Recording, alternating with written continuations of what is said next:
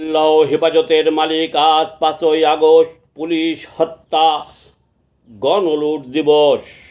সমন্বয়ক national theatre party NCP করেছে মামার বাড়ির আবদার। তারা 24-এর লাল স্বাধীনতার দাবিদার। 12 মাসে সাজানো গোছানো বাংলাদেশ বানিয়েছে। 12 মাসে দেশের 12টা বাজিয়েছে। তারা যে পুলিশ মেরেছে, সাধারণ ছাত্র জনতার উপর জঙ্গি দিয়ে গুলি করেছে, পুলিশের উপর দৌড় চাপিয়েছে।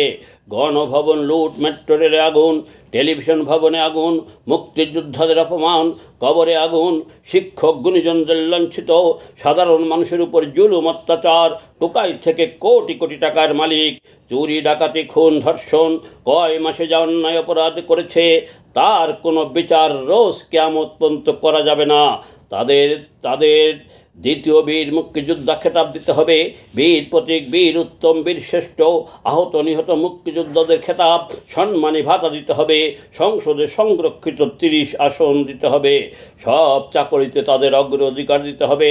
এমন বেশ কিছু মামার বাড়ির আবদার করেছে। অতীতে যেমন বঙ্গবন্ধু হত্যার বিচার করা যাবে না আইন করেছিল, পাকিস্তানি রক্তরা যে সনদ দাবি করেছে তাহা দিলে কতদিন টিকবে? পুলিশ সেনাবাহিনী তাদের কয়দিন পাহারা দিবে? সত্যের জয় হবে, জনতার আদালতে এদের বিচার হবে। সনদ নিয়ে তাবিজ বানিয়ে ইনশাআল্লাহ কোনো লাভ হবে না। সব বিচারকের শ্রেষ্ঠ বিচারক আল্লাহ তাআলা সৃষ্টিকর্তা, ওই বিধাতা ছাড় দেয়, ছেড়ে দেয় না। সময় মতো সৃষ্টিকর্তার ইচ্ছায় বিচার হবে ইনশাআল্লাহ, কোনো সন্দেহ নাই, সত্যের জয় হবে।